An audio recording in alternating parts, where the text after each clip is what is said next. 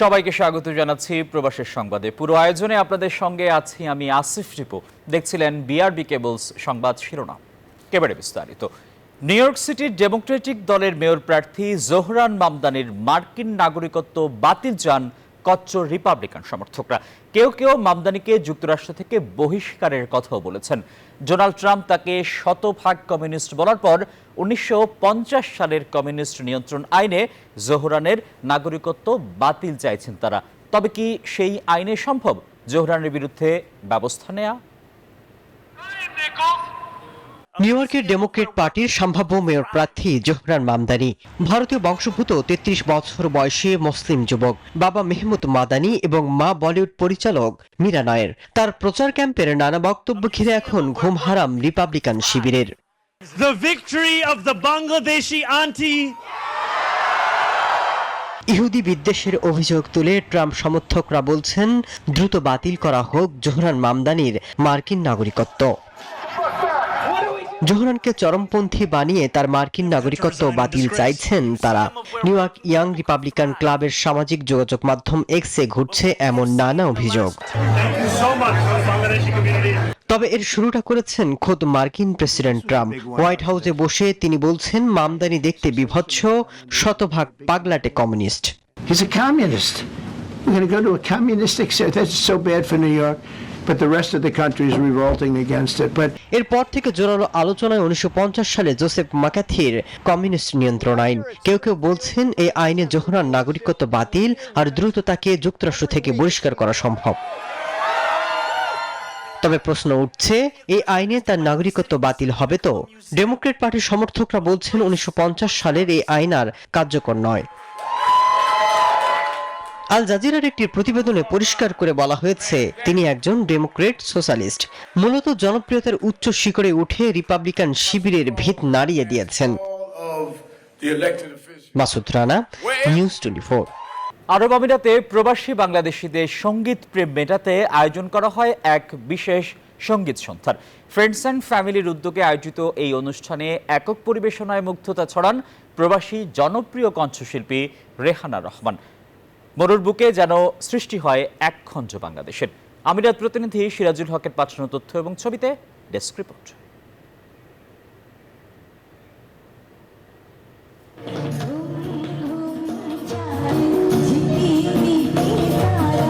বাংলা সংস্কৃতিকে প্রবাসে জিইয়ে রাখতে এই ধরনের অনুষ্ঠান গুরুত্বপূর্ণ বলে মত অতিথিদের। যান্ত্রিক প্রবাস জীবনের একঘেয়েমি ভাঙতেই এমন আয়োজন বলছেন আয়োজকরা। রেহানা রহমান একজন গুণী শিল্পী।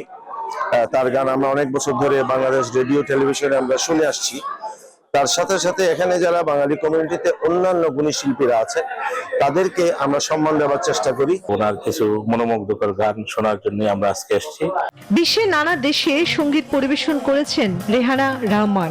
2 যুগেরও বেশি সময় ধরে সঙ্গীত সাধনায় নিয়োজিত এই শিল্পী বর্তমানে কানাডা প্রবাসী হলেও আমিরাতের সঙ্গে রয়েছে তার গভীর সম্পর্ক। দুবাই আমার প্রাণের জায়গা। আমি খুব বলতে গেলে অনেক ছোট সময় দুবাই এসেছি, এখানে অনেক প্রোগ্রাম করেছি। এত সুন্দর একটি প্রোগ্রাম অজিত এবং অজিতের টিম আয়োজন করেছে, এই জন্য অজিতের কাছে আমি অনেক কৃতজ্ঞ। সঙ্গীতের মাধ্যমে শ্রোতারা ফিরে যান শেকড়ের বাংলায়, এমনটাই জানান অনেকেই। মুহূর্তের জন্য হলেও বাংলাদেশ যেন উপস্থিত হয় তাদের মনের মঞ্চে। উপমহাদেশের বিভিন্ন জায়গায় বিভিন্ন বড় বড় ওস্তাদদের কাছ থেকে উনি তালিম নিয়েছেন সঙ্গীত চর্চা চালিয়ে যাওয়ার জন্য। ওনার প্রতি আমার এই শ্রদ্ধার কারণে আজকের এই আয়োজন। আমি প্রথমেই ফ্যামিলি অফ ফ্রেন্ডস সবাইকে ধন্যবাদ জানাচ্ছি বাংলাদেশ কমিউনিটিকে নিয়ে এখানে একটা সুন্দর প্রোগ্রাম অ্যারেঞ্জ করার জন্য। প্রবাসে থেকেও বাংলা গান আর সংস্কৃতির প্রতি ভালোবাসা কখনোই ম্লান হয় না। এই আয়োজন ছিল তারই প্রমাণ। Desk report, news 24। কাতারের রাজধানী দোহায় সুক ওয়াকিফে চলছে 7 দিন ব্যাপী বাংলাদেশি আম মেলা। দেশীয় ফলের ঘ্রাণে মুখর মেলা প্রাঙ্গণ। কাতারের দোহা থেকে মামুনুর রশিদের তথ্য এবং ছবিতে ডেস্ক রিপোর্ট। প্রচন্ড গরম উপেক্ষা করে দর্শনার্থীরা পরিবার পরিজন নিয়ে ভিড় করছেন মেলায়। কাতারের রাজধানী দোহায় সুক ওয়াফিকে তৃতীয় দিনেও দেখা গেছে উপচে পড়া ভিড়। স্থানীয় প্রবাসী বাংলাদেশি সহ বিভিন্ন দেশের মানুষ উপভোগ করছেন দেশি ফলের এই উৎসব। আমাদের আজকে এখানে অনেক ভালো লাগছে। আমরা অনেক কিছু ট্রাই করছি এন্ড ওভারঅল সবকিছু অনেক ভালো ছিল। ভালো লাগছে না অ্যারেঞ্জমেন্ট অনেক সুন্দর হয়েছে। অনেক হাই হয়েছে, খাবারগুলো অনেক ইয়ামি ছিল। মেলা প্রাঙ্গণে শুধু আম নয়, রয়েছে লিচু, জাম, কাঁঠালের মতো ঋতুভিত্তিক ফলের সমারোহ। সুগন্ধি ও সুস্বাদু এসব ফল রাখা হয়েছে শীতাতপ নিয়ন্ত্রিত পরিবেশে, যেন স্বাদ ও মান বজায় থাকে। আজ তৃতীয় দিন বাংলাদেশ ম্যাঙ্গো ফেস্টিভ্যালে এসে খুব ভালো লাগছে।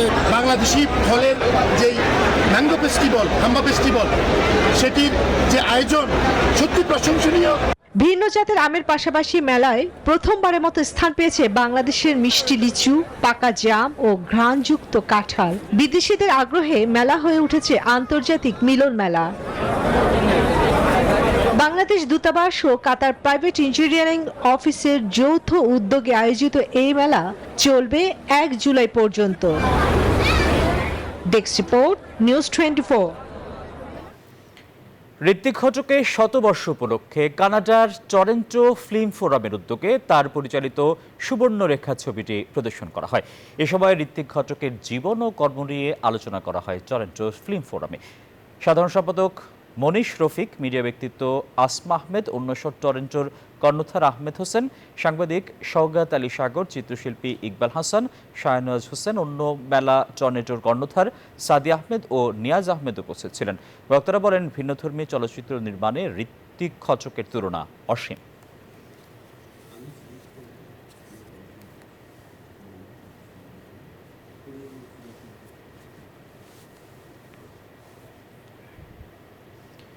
উনত্রিশতম প্রতিষ্ঠা বার্ষিকী উপলক্ষে জাকের পার্টি ছাত্র ফ্রন্ট মালয়েশিয়া শাখার উদ্যোগে মিলাদ মাহফিল ও আলোচনা সভা অনুষ্ঠিত হয়েছে। মালয়েশিয়ার শাখা কার্যালয়ে জমির হোসেন জনির সভাপতিত্বে ও সাংগঠনিক সম্পাদক আহসান হাবিবের সঞ্চালনায় প্রধান অতিথি হিসেবে ভিডিও কনফারেন্সের মাধ্যমে সংযুক্ত ছিলেন জাকের পার্টির চেয়ারম্যান মোস্তফা আমির ফয়সল মুজাদ্দিদি। অনুষ্ঠানে বিশেষ অতিথি হিসেবে উপস্থিত ছিলেন জাকের পার্টির সিনিয়র ভাইস চেয়ারম্যান এবং জাকের পার্টি ছাত্র ফ্রন্টের সভাপতি বিশিষ্ট অর্থনীতিবিদ ডক্টর সায়েম আমির ফয়সল মুজাদ্দিদি।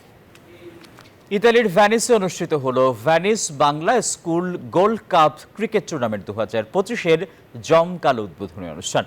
ভ্যানিসের কাম্পালতো মাঠে অনুষ্ঠিত এই আয়োজনে শুরু হলো টুর্নামেন্টের 14তম আসর। প্রবাসী বাংলাদেশিদের মধ্যে সৌহার্দ্য, ঐক্য এবং সংস্কৃতির সেতুবন্ধন হিসেবেও কাজ করছে এই আয়োজন। ভ্যানিস থেকে টিসা সুলতানার পাঠানো তথ্য ছবিতে ডেস্ক রিপোর্ট। ভ্যানিসের বাংলাদেশি কমিউনিটির বিভিন্ন সংগঠনের নেতৃবৃন্দ ও প্রবাসী গণ্যমান্য ব্যক্তিবর্গ উপস্থিত ছিলেন অনুষ্ঠানে। আয়োজকরা জানান, প্রবাসী বেড়ে ওঠা নতুন প্রজন্মকে খেলাধুলার মাধ্যমে সম্পৃক্ত রাখাই এই টুর্নামেন্টের মূল লক্ষ্য।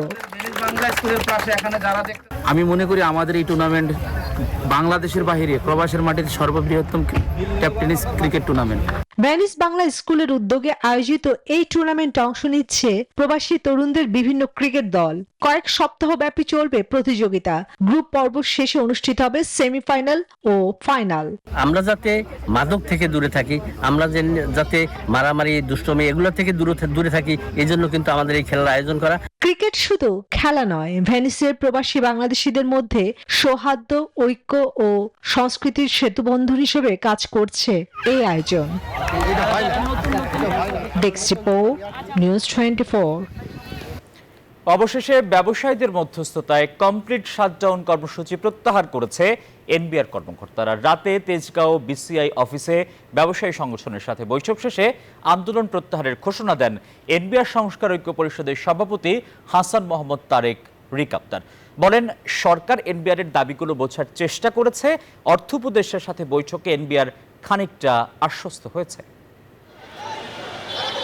রোববার সকাল থেকেই উত্তাল আগারগাঁওয়ের এনবিআর কার্যালয়ের মূল ফটক। এনবিআর কর্মকর্তাদের কমপ্লিট শাটডাউন কর্মসূচির পক্ষে চলে বিভিন্ন স্লোগান। রাজধানী বিভিন্ন কর অঞ্চল থেকে কর্মকর্তা কর্মচারীরা এসে দাবি তোলেন। এ সময় এনবিআর চেয়ারম্যানের অপসারণ চেয়ে প্রদর্শন করা হয় একাধিক প্লাকার্ড। ওদিকে এনবিআর কার্যক্রম বন্ধের প্রভাব পড়ে বন্দরে। বন্ধ হয়ে যায় চট্টগ্রাম কাস্টমস হাউস ও বন্দরের আমদানি রপ্তানি কার্যক্রম। পণ্য খালাস ও রপ্তানি বন্ধ থাকায় ইয়ার্ডে ও আইসিডিতে তৈরি হয় কন্টেইনার জট। একটা কন্টেইনার 4 গুন্ডা মারে কন্টেইনার লাগা 4 দিন পর থেকে, কিন্তু কাস্টমার তো এটা বুঝতেছে না। খাদ্যদ্রব্যর দাম বেড়ে যাবে, শিল্প পণ্যের কাঁচামাল আসতে পারবে না, শিল্প প্রতিষ্ঠান বন্ধ হয়ে যাবে, সব জায়গায় এটার ইফেক্ট হবে। এক্সপোর্টও যদি বন্ধ থাকে তাহলে দেশের প্রবৃদ্ধির লক্ষ্যমাত্রা কোথায় যাবে সেটি বর্তমান সরকারের যারা দায়িত্ব আছে ওনারা সেটা কেন বুঝতেছেন না সেটা আমাদের বোধগম্য হচ্ছে না। এ অবস্থায় বিকালে হার্ডলাইনে যায় সরকার। এক বিবৃতিতে বলা হয়, আন্দোলনের কারণে চরম দুর্ভোগ সৃষ্টি হয়েছে, যা সম্পূর্ণ অগ্রহণযোগ্য। কর্মস্থলে যোগ না দিলে আরো কঠোর হওয়ার হুঁশিয়ারিও দেয়া হয়। এমনকি সচিবালয়ে এনবিআর কর্মকর্তাদের সাথে পূর্ব নির্ধারিত বৈঠকও নাকচ করে দেন অর্থ উপদেষ্টা। তবে অর্থ উপদেষ্টার বৈঠক হয় ব্যবসায়ী নেতৃবৃন্দের সাথে। পরে এনবিআর এর চলমান অস্থিরতা কাটাতে 5 সদস্যের কমিটি গঠনের কথা জানান অর্থ উপদেষ্টা সালেউদ্দিন আহমেদ। একটা সিদ্ধান্ত হয়েছে, এসব আলাপ আলোচনা এনবিআর এর যারা আন্দোলন করছে, এনবিআর এর সংস্কার এগুলি সম্পর্কে একটা 5 সদস্যের একটা উপদেষ্টা পর্যায়ের কমিটি গঠন করা হয়েছে। সেটা কবে হবে স্যার? এটা অলরেডি এটা আপনার মন্ত্রী পরিষদের সচিবের হিসেবে পাবেন, একটা ডিসিশন হয়েছে। ব্যবসায়ীরা কি স্যার এখন মধ্যস্থতাকারী হিসেবে কাজ করছে? ব্যবসায়ীরা ওদের ইচ্ছা, ওদের সুবিধা অসুবিধার জন্য যা করার সাথে আলাপ আলোচনা করতে পারে, সেই ব্যাপারে আমাদের। সন্ধ্যার পর তেজগাঁয়ের বিসিআই কার্যালয়ে ব্যবসায়ীদের সাথে সার্বিক বিষয় নিয়ে বৈঠকে বসেন এনবিআর সংস্থার ঐক্য পরিষদের নেতারা। সেখান থেকেই ঘোষণা আসে আন্দোলন প্রত্যাহারের। দেশের শীর্ষস্থানীয় ব্যবসায়ী নেতৃবৃন্দের অনুরোধের প্রেক্ষিতে এবং দেশের আমদানি রপ্তানি ও সাপ্লাই চেইন সচল রাখা তথা অর্থনীতির বৃহত্তর স্বার্থে এবং জনগণের স্বার্থ বিবেচনায় নিয়ে এনবিআর সংস্কার ঐক্য পরিষদ তাদের কমপ্লিট শাটডাউন এত দ্বারা প্রত্যাহার করেছে। আগামীতে যাতে কোনো ধরনের আর কোনো প্রবলেম সৃষ্টি না হয় সেটা আমাদেরকে সরকারের তরফ থেকে আশ্বস্ত করেছে, যাতে আমরা ওনাদেরকে আশ্বস্ত করতে পারি। এই ঘোষণার পরপরই কার্যক্রম শুরু হয় চট্টগ্রাম কাস্টমসে। সোমবার নাগাদ অচল অবস্থা পুরোপুরি কেটে যাওয়ার আশার কথা জানান ব্যবসায়ীরা। আমাদের উদ্যোগ ও কার্যক্রম যথারীতি অব্যাহত থাকবে। শাহানুর রহমান, নিউজ 24, ঢাকা। তারাই ছিল প্রবাসের সংবাদ। এতক্ষণ আমাদের সঙ্গে থাকায় সবাইকে ধন্যবাদ।